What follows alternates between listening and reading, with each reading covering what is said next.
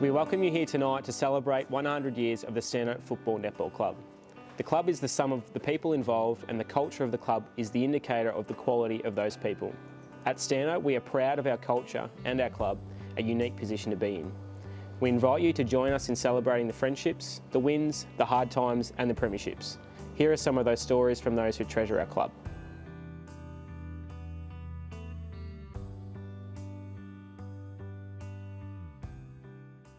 Pretty weird day. It started with the coach, Possum Ornette, was come up to me before the game and said, "We're pretty keen for you to try and get your 100 out of the way before the finals." There was 2 games to go, and I was sort of a bit reluctant. I said, "Look, we just need to keep playing the way we are and not be distracted." But he was the coach, of course, and so really they went out of their way to look for me. You know, because we only kicked 47 goals. We didn't. It's not like we kicked 70 or anything like that, and so you can see obviously from that how much they were looking for me, and we sort of knew it was possible because I'd kicked 17 against Rushworth early in the year, who basically in 3 quarters. So our team was so strong, so good. You know, they could generate that sort of scoring power. So it started with the administration. We had a great administration.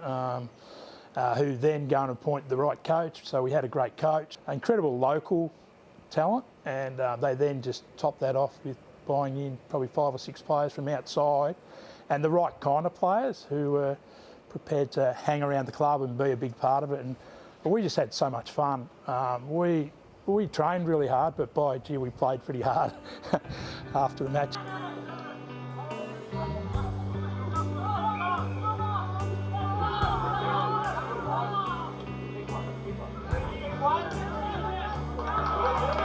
Probably my first memory was '84, being the mascot for the under-16s premiership side.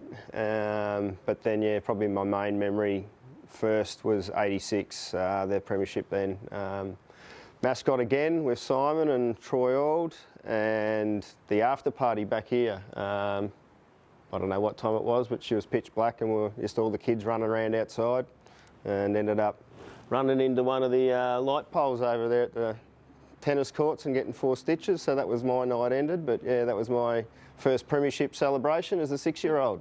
So I was the ruck rover, so we were premiers and champions, so we were undefeated, so that's probably, well, the only perfect season I've played in. So yeah, it was one of the probably the best sides that we played in, and yeah, it's probably one of the only years here that I wasn't an assistant or anything like that. So yeah, no pressure on my back, just went out and played my role, and yeah, it was a good year. I think that year there was no one that smoked in the 21 that was there. Drank a lot of alcohol. We get out on Thursday night. A lot of us wouldn't get home till 11 or 12 some Thursday nights. It was probably a side that there weren't too many guys that had kids at that stage and that sort of thing, so we could enjoy ourselves on the field and off the field. And yeah, it was just a great time for the club and for us young fellas coming through.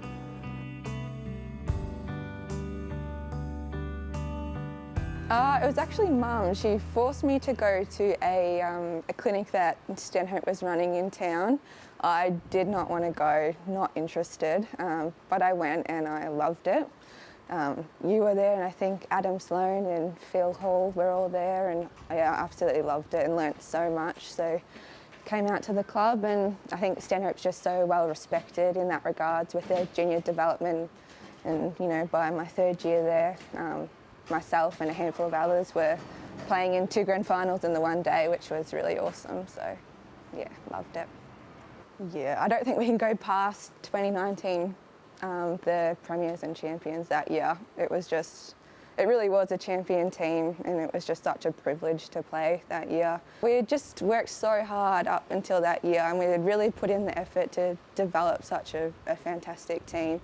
On and off the court, we were just amazing. Like, we just had a great group of girls, great friendships, and yeah, we loved being there. So, and it really showed through our netball.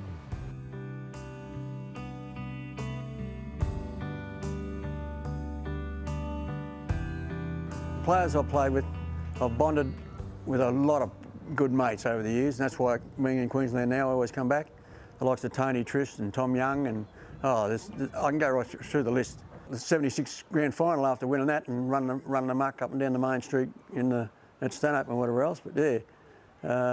Oh, there's just lots of things. Oh, you'd have to got me thinking now, but yeah, it's just general stuff, and just love being here. Good spot, Stanhope, yeah. After reserves games, we used to pool our money and go and get a whole heap of grog and sit beside the fence and drink and watch all the players, but yeah, Paddy Meehan and, you know, Brizzer and all those sort of players, they come to mind, but I can go back as far as Ned Keegan and, you know, the old boys from back in the early 60s.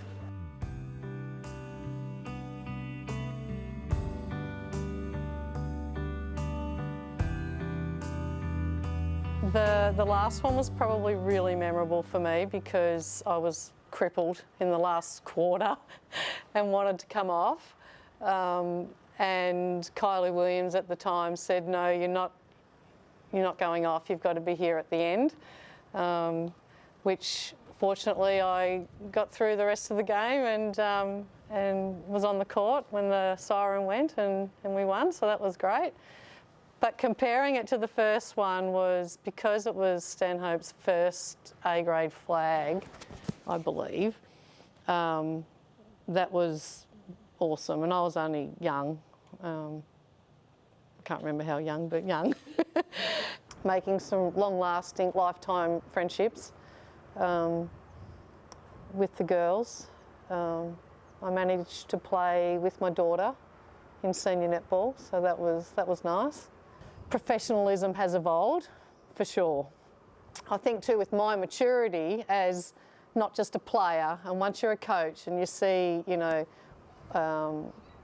what you need to do, you just do it. But it has evolved and the game's changed and the rules over the time have made the game a lot quicker, the rule changes.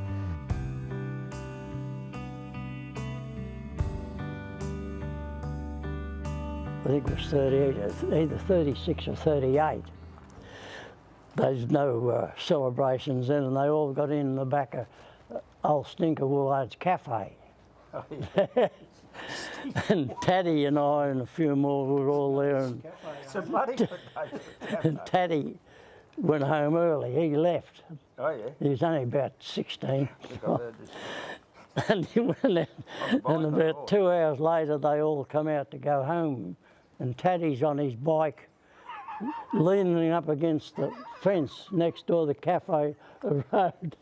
He's pedalling like hell, and he hadn't even left. The chain was off the sprocket on the bike, and his head just pedaling away. God almighty.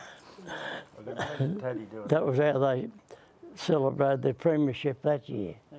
I can't remember Cocky Ennis because he was well before my time, but I do remember Mick Linford, because Mick Linford was a trainer here, and a good one. One of the earliest ones. Alf Harrison was a trainer here after Mick, I think. But Mick, I reckon Mick used to, not sherry, but green ginger. Green ginger? Was that the warmer-upper? Yeah. Yeah. Green ginger. That in the big green bottle, yeah. It was a cocky in his old barn. That was the shed for a start. And there was no water laid on in the club rooms those days. The town water wasn't connected. And so that was the original shed before this shed was built? Yeah, the shed, there's a door each end, and the visitors had one end and Stanhope used the other end. And Billy McLennan gave me 7 and 6 one year to scrub the tables down. Once or a year or a week? No, only once. For a year? Yeah, I just scrubbed them down. Not many people work for Well, for a start, they had no water, and then I had to bring a bucket in from home, and I'd have pinched some of Mum's velvet soap. Yeah. And when I got here, I said there was no water on. I had to grab the school and pinch a bucket of water out of the tank, and then I had to light a fire outside and heat the water.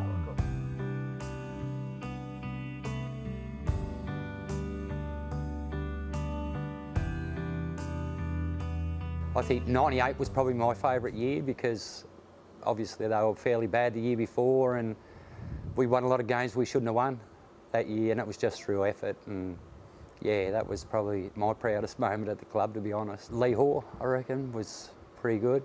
Had a little bit of mongrel in him too, which I sort of didn't mind. Simon Harrison. There was just a heap of good kids here at the time. There was lots to love about Stanhope, to be honest. Yeah, just that family vibe, just a real club feel about it. You'd never really had that at Ardmore, so it was a bit of an eye-opener, and I actually probably thought I'd come here. I should have come here a few years earlier, to be honest.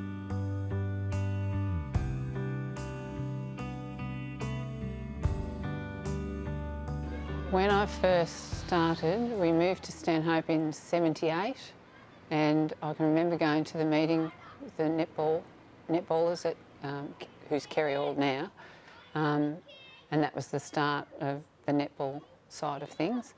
So really I was here right from the start.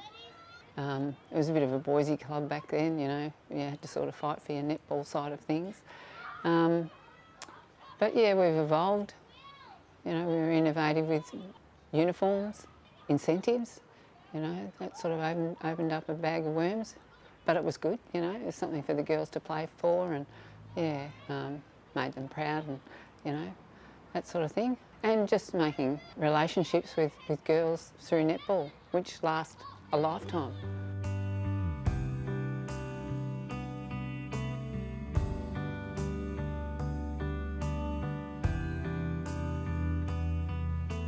Oh, yeah, exciting. Cole Barrett was always a funny player, Cole. Always good to be around.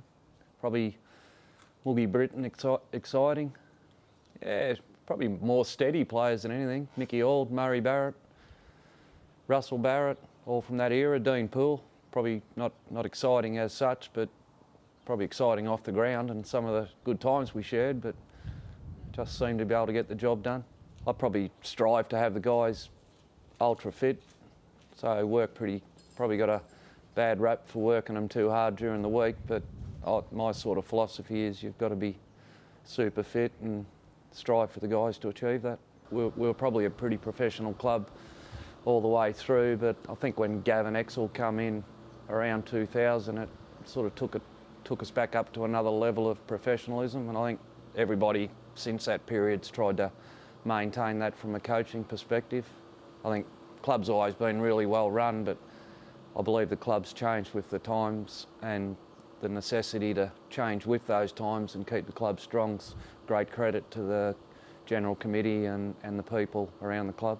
I think we're trying to kickstart that this year by trying to involve everybody and have a really strong mindset towards the netball, because I believe the netball side of the club's probably our strongest pillar at the moment. That seems to be where all the young people are coming from, and we need to tap into that and keep bringing people in. As we mark our centenary weekend by coming together to reminisce, to share stories and maybe even tears, we pay tribute to those who have gone before us and forged a wonderful 100-year tradition.